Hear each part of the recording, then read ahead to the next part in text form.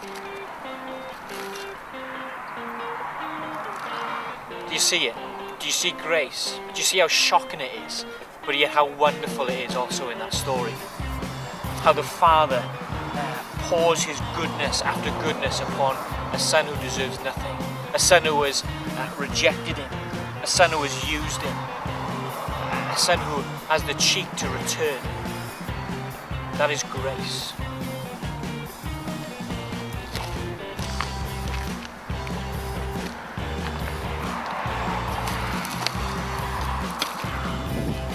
Do you see how shocking it is?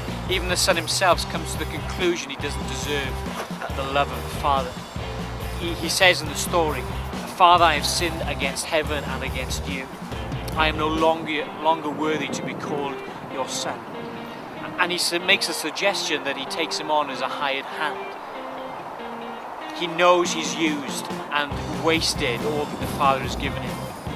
And as he sits down with the pigs, observing their food and wanting a bit to eat, he considers his return, and he knows that he can't expect anything from the Father.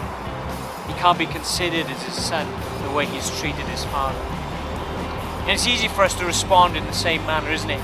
To look upon the Son and see that he deserves nothing but the rejection of his Father, nothing but the correction.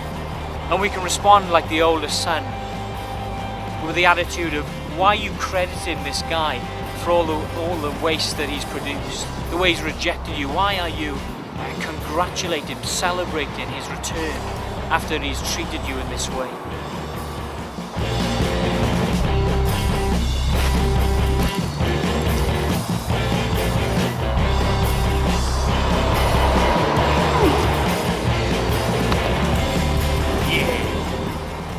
Yet how wonderful a picture, how wonderful grace is.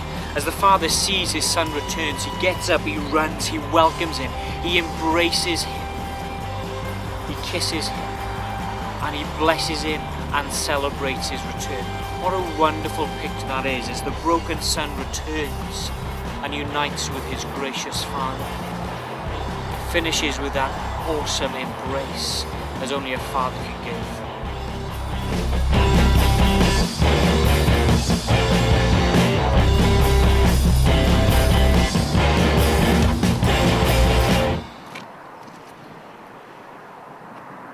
Here in this story we have a picture, a glimpse of God's grace to his people. All the people that sit amongst you as Christians tonight are individuals who have received God's grace. They have, like the Son, taken the possessions and the goodness that God has given them, and they have used it and abused it and rejected God in that response. And as they've lived life, they've come to the realization that abuse of God's gift has left them in need to return to God. And they know that as they return to God, they can't claim anything. They can't stand there before God saying that they deserve anything. They can only rely upon God's grace. And as they've returned to God, they can acknowledge, they can acknowledge that as they have admitted their wrong, as they have humbly approached God, God has embraced them as his children. God has loved them and blessed them and given them the most incredible gift